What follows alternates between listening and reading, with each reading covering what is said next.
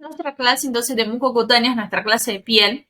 Y lo primero que tenemos que saber es que la piel es una barrera, tiene que protegernos y también tiene distintas alturas de la piel, tiene distintas capas, la epidermis, la dermis y la hipodermis. Entonces tenemos distintas infecciones que nos van a afectar cada una de esas capas. Y la hipodermis de infecciones más profundas o traumáticas que pueden ser fúngicas o también vamos a tener infecciones necróticas o anaerobias. Esas infecciones van a estar normalmente en la parte de la hipodermis. Antes de arrancar con las infecciones, tenemos que recordar que tenemos flora. La flora es distinta dependiendo de la persona que estamos hablando y también dependiendo del lugar en donde estamos. Pero todos tenemos alguna flora bacteriana o una flora microbiana, mejor dicho, que pueden ser bacterias, podemos tener hongos también en flora, que serían hongos, por ejemplo, los oportunistas, podemos tener cándida de flora. Y lo que estamos pensando acá es que esa flora nos va a ayudar a protegernos de los microorganismos que nos quieren causar alguna patología. Entonces, antes mismo de hablar de infecciones, tenemos que recordar que tenemos la flora. Entonces, hay siempre una batalla entre la flora, entre las barreras de la piel y los microorganismos que nos quieren causar alguna patología. Ahora pasamos entonces un poquito a las patologías que están en la piel. Primero de todo tenemos el impétigo. El impétigo normalmente está causado por Staphylococcus aureus, que también causa la erisipela, que es la que vamos a ver a seguir. Y el impétigo nos habla de una sobreinfección bacteriana. Es una... hay un nene y el nene no se tiene calor o algo y se rasca y entonces hay una sobreinfección de esa herida que causa un impétigo y como el nene todavía no tiene tanto sistema inmune, tanto el sistema inmune desarrollado y las barreras todavía no están tan complejas como en un humano, va a haber esas sobreinfecciones, aumento de lo que sería la infección bacteriana. El impétigo se trata también se puede llegar a tratar con antibióticos, depende del nivel, pero puede ir con antibióticos tópicos o también se puede, y también vamos a tener que dar pautas de higiene dietéticas. Ahora, la erisipela directamente estamos hablando de calores, yo digo calores porque cuando ves una erisipela es bastante característico en persona. Tienes una zona en la cual está caliente. Y la erisipela es un diagnóstico diferencial de la celulitis. ¿Cómo hacemos ese diagnóstico diferencial? La erisipela, como ven acá, es en la parte más epidérmica de la piel. Esa es la córnea, la epidermis. La celulitis llega a profundidad y llega hasta la hipodermis, puede llegar al músculo y puede hacerse toda una necrosis. ¿Cómo vamos a diferenciar los dos? Vamos a diferenciar, por un lado, de cómo tiene la piel la persona. La erisipela la tiene medio como sobrelevada y caliente y la celulitis va creciendo con el tiempo. Y pocas horas creció un montón y el centro ya no es tan caliente porque es más necrótico. Entonces va perdiendo toda esa característica de inflamación y va pasando más para un lado de necrosis. Todas esas tres patologías pueden estar causadas por biógenes, pueden estar causadas por Staphylococcus aureus y la celulitis puede ser que se exacerbe y también involucre, por ejemplo, un Clostridium perfringens. Ahí sería ya una necrosis y tendríamos que ya hablar de desfibrilamiento, de limpiar la zona de forma quirúrgica. Entonces, perfringens que causa la gangrena caseosa. Yo les decía que de celulitis podíamos ir a una necrosis y la necrosis característica de Clostridium perfringens es la gangrena caseosa. La gangrena caseosa tiene un sonido característico, es un asco. Pero, perdón, es un asco. Y lo que pasa es así, el Clostridium perfringens es anaerobio, es de la familia de los Clostridium, ¿se acuerdan que no sobrevivían con oxígeno? Son totalmente anaerobios. Entonces, lo que va a pasar es que tenemos la evolución de una celulitis, por ejemplo, o tenemos una evolución de una miositis, tenemos una sobreinfección con Clostridium perfringens de una herida, de algo que ya sucedió. Ponele que tuvimos una celulitis. El Staphylococcus aureus va a consumir todo el oxígeno de ese lugar y cuando no tenga tanto oxígeno, el perfringens va a tomar su puesto, por así decir, y va a ser responsable de mantener una baja carga de oxígeno. Entonces, hay una función, una combinación entre los dos en la cual el Clostridium perfringens va a hacer esa necrosis gaseosa y otra bacteria, como el Staphylococcus aureus, va a mantener el oxígeno bajo. Entonces, cuando nosotros tenemos esas dos bacterias involucradas, o por ejemplo, no sé, el Streptococcus agalactiae, por ejemplo, que está en el campo, hay esa función de los dos y vamos a tener una necrosis gaseosa. La necrosis gaseosa es peligrosísima porque causa sepsis, así el paciente muere. Y por otro lado, porque la forma de tratar es quirúrgica. Tenemos que tratar con antibióticos, pero tenemos que llevar a quirófano y limpiar la zona y sacar todo el tejido necrótico o va a seguir la infección. Para diagnosticar el Clostridium perfringens vamos a hacer distintas cosas. Es gram positivo y normalmente no se hace tanto el gram, vamos a hacer cultivos y vamos a hacer cultivos en carne. Es un cultivo muy interesante. Podemos hacer en cultivos de carne, podemos hacer cultivos, ese es un Limo's test, pones leche y básicamente pones leche y la leche se coagula por el Clostridium perfringens. Podemos cultivarlo en agar sangre, que va a ser doble hemólisis, porque hace 2 capitas de hemólisis, en el cual está pensado lo que es la prueba de Nagler. La prueba de Nagler, tenemos un medio, que el medio tiene huevo, tiene agar yema de huevo, que tiene lecitina, que es una proteína del huevo. Entonces, esa proteína del huevo va a ser usada por la alfa-toxina para hacer hemólisis. Pero lo que hacemos es la mitad de la placa la dividimos a la mitad, ven que tiene esa línea en el medio, le ponemos de un lado, le ponemos anti-alfa-toxina y del otro lado no ponemos nada. Entonces lo que vamos a ver es que del lado que no tengo esa antitoxina alfa, voy a tener la coagulación, voy a tener el halo de hemólisis. Pero del lado que sí tengo la antitoxina alfa, no voy a tener nada. Y de control usamos otro Clostridium que no es afectado por esa antitoxina. Pasamos entonces a Pseudomonas. Es medio random esa unidad porque tenemos algunas cosas que son re interesantes cuanto a Clostridium y tenemos después Pseudomonas. El Pseudomonas en realidad es diseminada, pero en piel hace 2 cosas muy características. Hace infecciones de piel principalmente en personas que son inmunocomprometidas, personas con diabetes o quemados. Y también hace 2 otras infecciones que una no está acá, que es una otitis aguda pero externa, que si somos muy prolijos en lo que estamos haciendo tendría que entrar en piel, no en respi, pero bueno. Que de hecho se los explico en piel, se los digo acá en piel, pero está explicada en respiratorio con las otras otitis. Y por último, también hace una queratitis aguda en el ojo, ¿no? No hay mucho más para explicar. Entonces, lo que pasa con la Pseudomonas es que va a estar muy vinculada a pacientes de algún inmunocomprometimiento. Va a estar vinculada a pacientes quemados, va a estar vinculada a pacientes que tienen diabetes. Todos esos inmunocompromisos van a hacerme pensar en Pseudomonas. Y la Pseudomonas, como es una bacteria muy fuerte, o sea, no es una bacteria muy difícil de erradicar, tenemos que usar pruebas, tenemos que saber qué es la Pseudomonas y usar diagnósticos para Pseudomonas para poder directamente tratar ese paciente. Seguimos entonces con nuestra clase de mucocutáneas y tenemos que hablar de los virus que causan infecciones en la piel. Tenemos algunas familias de virus que causan infecciones en la piel y la principal es el virus de herpes.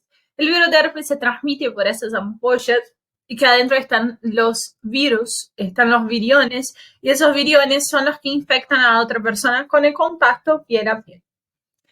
¿Qué es lo que es tan importante de la familia de los herpes? La familia de los herpes causa latencia, es capaz de hacer latencia, y la latencia es la capacidad del virus de esconderse, no estar circulando en ningún momento, esconderse en el cuerpo de la persona, y cuando tiene inmunosupresiones o cuando, por ejemplo, con el virus herpes simplex 1 y 2, cuando hay un estrés o con el sol, vuelve a salir el virus de donde se escondió. Normalmente se esconden en células nerviosas como el virus de Zoster, pero también hay algunas células que se esconden. Por ejemplo, los herpes simplex 1 y 2 se esconde en células epiteliales, entonces siempre está en el mismo lugar. Lo mismo con el Zoster, que siempre es en el mismo dermatoma.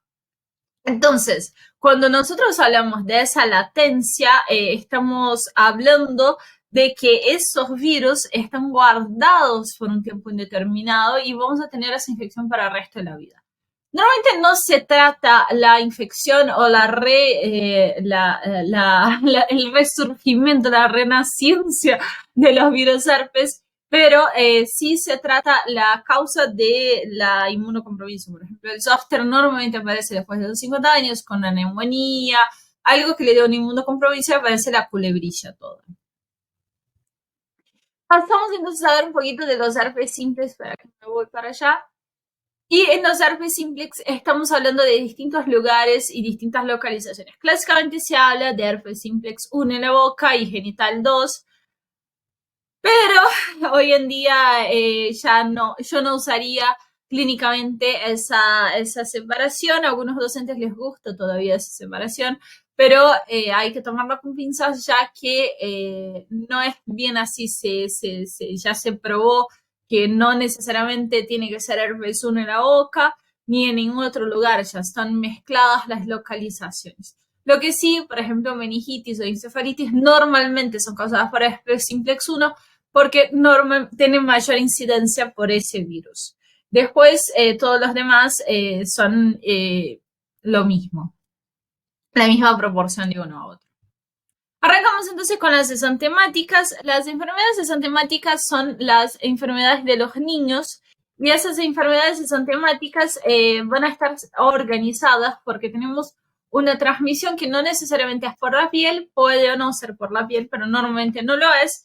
Y después voy a tener una sintomatología que está expresada en la piel. Normalmente los padres vienen con los niños, porque las exantemáticas son enfermedades infantiles, son enfermedades de la infancia, vienen cuando ya tengo la clínica en la piel. Normalmente no consultan cuando tienen la clínica respiratoria, que es cuando deberían consultar, que es donde está más contagioso, ya que la mayoría se transmite por gotitas de flush y no por la piel.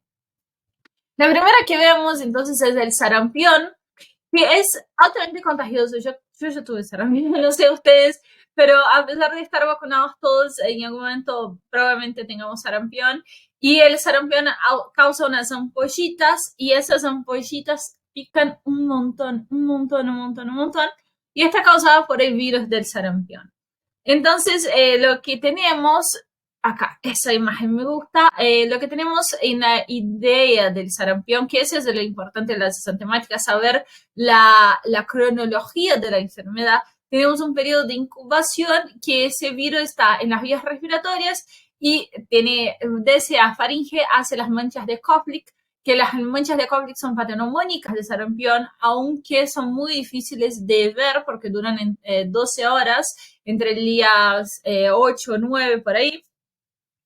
Y después de que se van las manchas de Koplik, hace el exantema. Y el exantema dura entre 1 a 3 días y hace una topografía del exantema y aparece en una orden específica. Se va como creciendo el exantema y cuando se desaparece el exantema, desaparece de la misma forma con que fue surgiendo. Del sarampión tenemos que preocuparnos con las complicaciones porque podemos tener encefalitis, panencefalitis, y esa sería como la complicación más grave del sarampión. Por eso tenemos la vacuna para evitar una forma diseminar, una forma muy grave, y las encefalitis. Vamos entonces a rubeola. La rubeola tiene dos cosas muy importantes que tenemos que saber. Es una infección exantemática que causa inflamación de los ganglios. Entonces, lo que tenemos que saber, por un lado, es su evolución. Tiene una incubación larguísima de 21 días y tiene un prodromo cortito y un periodo exantemático. Todo eso que es violetita acá es el periodo que es contagiosa. Y después tenemos el signo de Theodor, que es la inflamación de los ganglios linfáticos del cuello, que les puse la fotito acá. Ese es el signo de Theodor. puede estar, es muy probable que esté, pero también puede no estar y aún así ser rubiola. Es una infección, la verdad, que benigna, pero tenemos que preocuparnos en mujeres adultas en edad fértil porque es una TORCH. Entonces, si la persona está embarazada, puede ser que el nene nazca con complicaciones por el virus de la rubiola. Entonces, la idea es que todas las mujeres estén vacunadas antes de la edad fértil y los varones también, así evitamos la diseminación de la enfermedad. El parvovirus B19 es una infección también asintomática, son todas asintomáticas en esa parte, hasta que yo diga que no las pero el parvovirus B19 lo que tiene un periodo de incubación bastante cortito, unos 3-4 días, y después tiene el periodo de convalescencia, que tengo dolor de cefalea, dolor de cuerpo, y después evoluciono a lo que es el esantema. El esantema es muy característico porque tiene ese síntoma, ese signo que es el signo de la cachetada. Parece como que le golpearon en el nene, dieron 2 cachetadas, el nene queda rojo, rojo, rojo acá de una forma increíble. También tiene dolores articulares y también eso es característico del B19. Y después, porque tiene una fase inmunológica. Porque primero, en la fase hasta más o menos por acá, por la mitad, donde se cruzan los dos gráficos, estoy teniendo la fase infecciosa. Cuando yo dejo de tener la replicación viral, pasa a una fase inmunológica. Que los anticuerpos que yo tenía, que estaban dando vueltas por ahí, se depositan en la piel, en las juntas, se depositan en las articulaciones y causan dolor al nene. Entonces, más o menos, desde el periodo de incubación hasta que el nene deja de tener dolores, dura más o menos un mes para que transcurra toda la infección. Pasamos a la sexta. La sexta es una patología que está causada por el virus herpes 6 y es bastante, bastante locada que sea la sexta. Y es el exantema súbito, también se llama así. La sexta porque contaban y era la sexta enfermedad en aparecer en la edad de los nenes y también por eso ahora se llama virus 6, herpes 6. Y lo que tiene es bastante parecido a todos los demás, tiene una incubación de más o menos 10 días, después tenemos un prodromo, el prodromo es la parte respiratoria, fiebre, malestar general, y después tenemos el periodo asintomático que dura más o menos 3 días. Durante parte de la incubación y parte del prodromo es cuando es infeccioso, con ese el esantema ya no es infeccioso. Lo importante de saber acá es que normalmente la madre va a pensar que el nene tuvo una alergia, porque el esantema súbito aparece de un día para el otro, todo junto y normalmente es en torso. Entonces por ahí pueden pensar que puso una ropita de lana o algo y el nene tiene alergia a esa ropa. Pasamos entonces a varicela zoster, que tenemos dos partes. La primera parte tenemos el varicela, en la cual las gotitas de flush entran al cuerpo y después pasan por las vías respiratorias al sistema linfático. Tenemos una viremia y esa viremia va a la piel y por los distintos pasa a la piel y hace las máculas, pápulas, vesículas, pústulas y costas, y lo que va a hacer es, va en tandas. Cada tanda de viremia que yo tengo me forma nuevas máculas. Entonces yo tengo distintas, tengo heridas que están en pápulas, tengo heridas que están en máculas, tengo heridas que ya están en crostas. Eso va a ser por tandas. Entonces, cada grupo de heridas está en un estadio. Entonces, como tengo distintos estadios, hasta que la última crosta hasta que la última pústula sea una crosta, que sería infecciosa la enfermedad. Entonces, una pregunta normalmente de micro 1 y micro 2, más de micro 2 que micro 1, es en qué momento deja de ser infeccioso. Y ahí es cuando tenemos que saber que es cuando pasa de pústula a crosta. Después, entonces, que ya solucioné la infección aguda, lo que voy a hacer es guardar ese virus en mi GAR, está lindo, maravilloso, guardado, en la neurona y hacer latencia. Entonces va a hacer latencia por mucho, mucho tiempo hasta que tengo el zóster. El zóster es la reaparición de la varicela que es ubicada en un dermatoma específico. Siempre es un solo dermatoma. Vos podés tener zóster varias veces, no hay ningún problema con eso, ningún impedimento, pero sí siempre es en un lugar específico del cuerpo. Pasamos entonces un poquito a las infecciones micóticas superficiales que tenemos la cándida.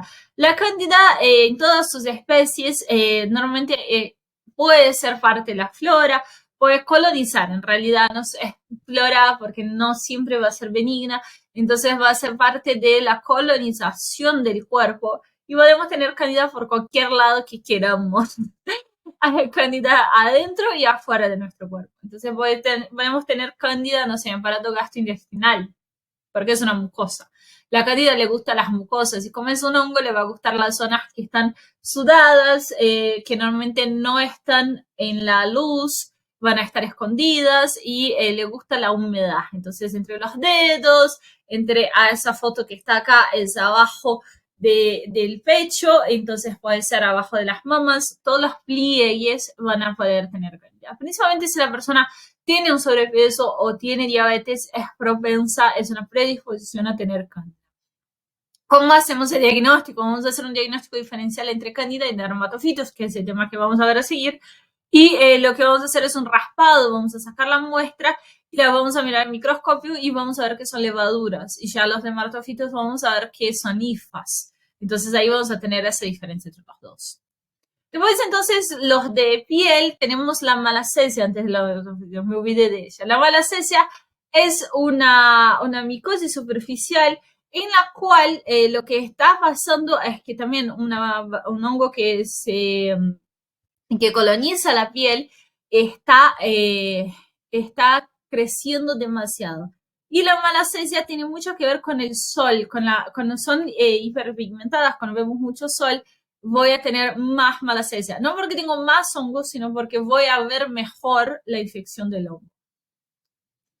También no es grave la malacesia, la cándida podemos llegar a tratar, pero la malacesia por ahí no se trata, con el tiempo se va sola,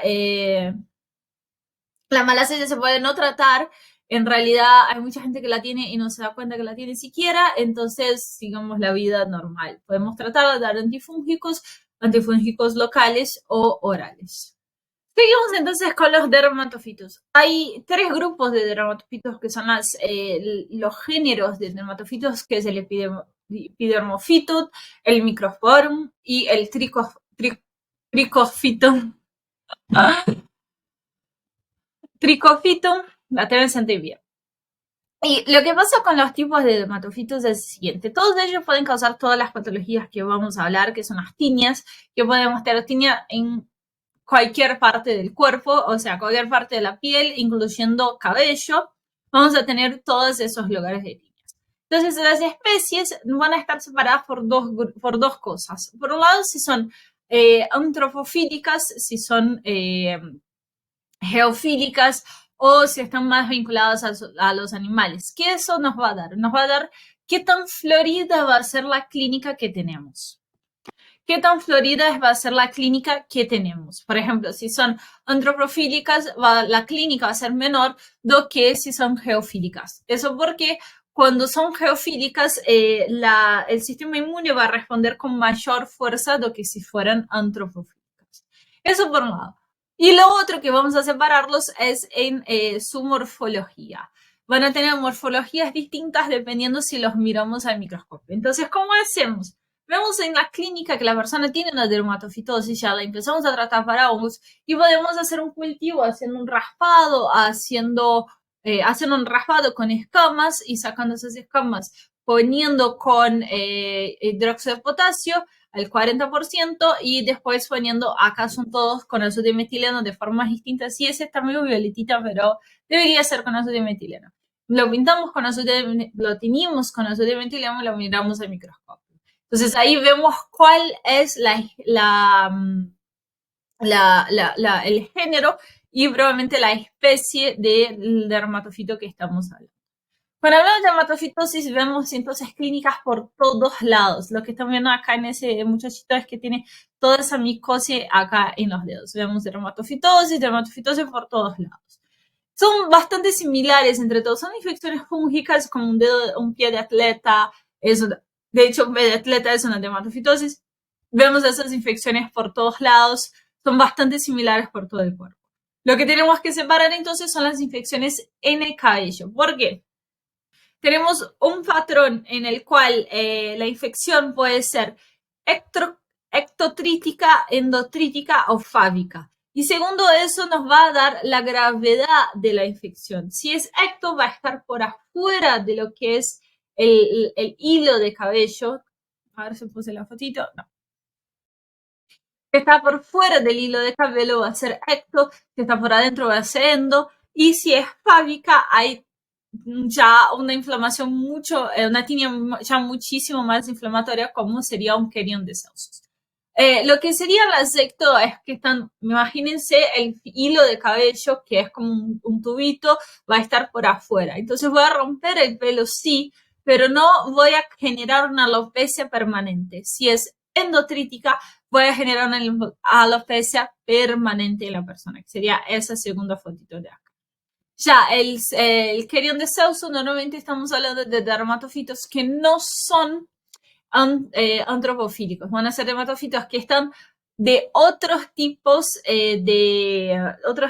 otras especies de animales o hasta geofílicos y causan una inflamación exacerbada porque directamente son muy distintos del sistema inmune, de nuestro sistema. Entonces el sistema inmune los reconoce como muy distintos y los ataca muchísimo más.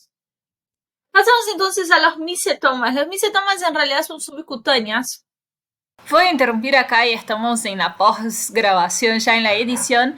Y acá lo que tenía que aclarar era que las infecciones traumáticas en realidad por ahí no actúan directamente en la piel, sino que van a actuar en el tejido subcutáneo. A veces actúa en la hipodermis y si no, en el tejido subcutáneo abajo de la hipodermis. Entonces no necesariamente entraría en piel porque pueden llegar a actuar en lo que es músculo y lo que es hueso, pero vamos a explicarlas acá porque es el lugar más apropiado para ponerlas. Entonces los micetomas, lo que vamos a ver son que tenemos esa deformación del elemento que estamos hablando y podemos van a tener granos. Y cuando tenemos granos, y de ahí vamos a sacar la información microbiológica que estamos buscando. Después podemos tener algunas otras patologías como la nocardiosis o la tuberculosis que nos pueden causar afectaciones en la piel y que van a tener esa deformación en aumento de volumen, pero no van a tener granos. Entonces, si estamos hablando de los granos, podemos tener granos blancos o granos negros. Y ahí también nos va a dar las características de cada una de las especies que causan granos. Muy parecido a lo que estábamos viendo antes, que son los micetomas, pero en realidad no hay un crecimiento esofítico, no hay un crecimiento para afuera. Las esporotricosis van a tener úlceras. Y el paciente nos va a venir y nos va a decir que esas úlceras duran semanas o algunos meses en progresar y nos va a venir y hablar también de ese trauma, pero no nos va a decir que pasó 5 años, pero ya hace un mes. Y realmente está relacionado con la jardinería, alguna espina en la cual se inyectó el hongo del Sporotrichus yankee y ese hongo va causando una especie de granuloma en cada una de esas úlceras. Entonces, fíjense que tiene ese aspecto de rosario, se les dice, porque son como, viste, cuando rezan que tienen el rosario, bueno, esa es la idea, tiene como muchas cuentitas y son seguidas por un hilo. ¿Por qué? Porque el virus está migrando por todo lo que es el sistema linfático del cuerpo. La cromoblastomicosis. La cromoblastomicosis es un crecimiento esofítico. De hecho, acá, esa que estamos viendo en la fotito, es una cromoblastomicosis aguda. La cromoblastomicosis está causada por está causada por hongos como el Fonseca pedrosi, que son hongos que también actúan, tardan 10, 15 años en actuar, y al ser inoculados en el cuerpo van casi en un crecimiento. Después de ese crecimiento, les voy a mostrar otra fotito. Una vez que tengo el crecimiento esofítico, vamos a tener un crecimiento así, de forma de coliflor. Es un crecimiento coliforme, es como una verruga que crece muchísimo y el paciente queda con la falta de utilidad de ese miembro porque el crecimiento fue tan exacerbado. Después tenemos algunas infecciones que son más, no sé si anecdóticas, pero no es tan probable que te tomen eso.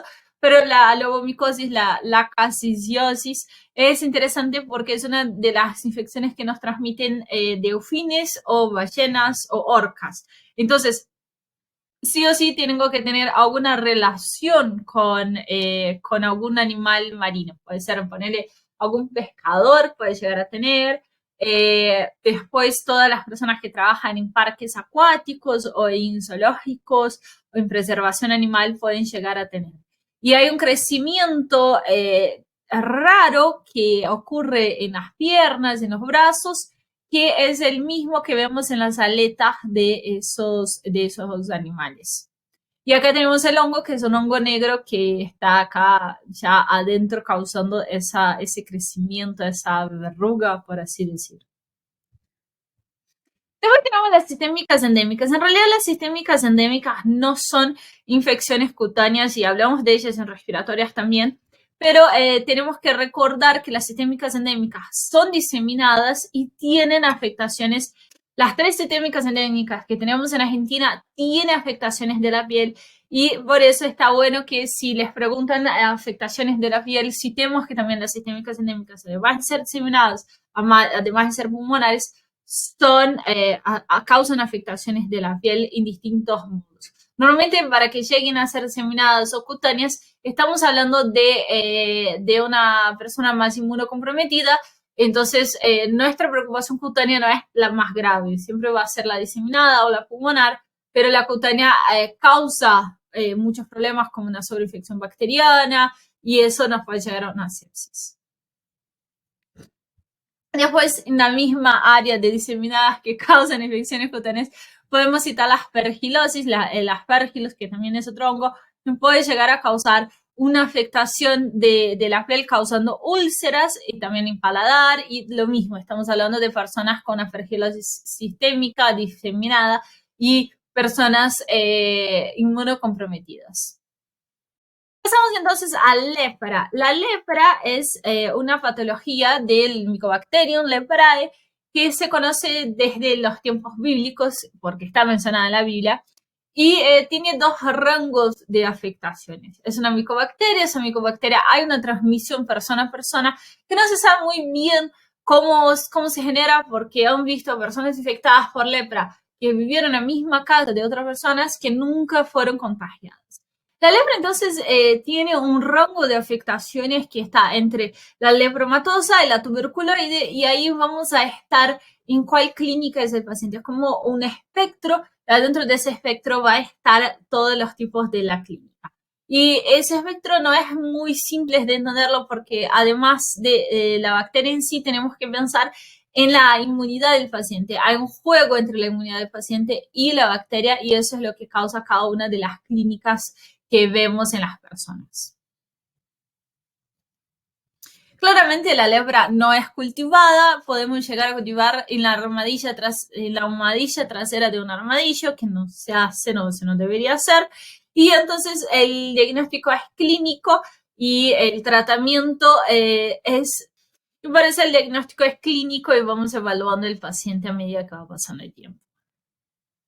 Por último, tenemos la nocardia, y la nocardia ya les había comentado allá arriba cuando estábamos hablando de los granos de los micetomas, y la nocardia causa granos y causa otros tipos de infecciones también, en la cual va a aparecer una tuberculosis y en un momento se pensaba que la nocardia era un hongo, pero es una bacteria filamentosa.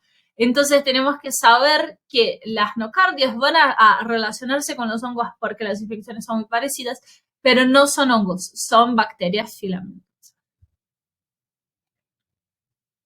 Hasta que entonces llegamos con la parte de piel. Intenté hacer el repaso súper liviano para que pudieras ir acompañando con el apunte y no fuera tan masante, tan estresante, porque es una de las unidades más largas que tenemos.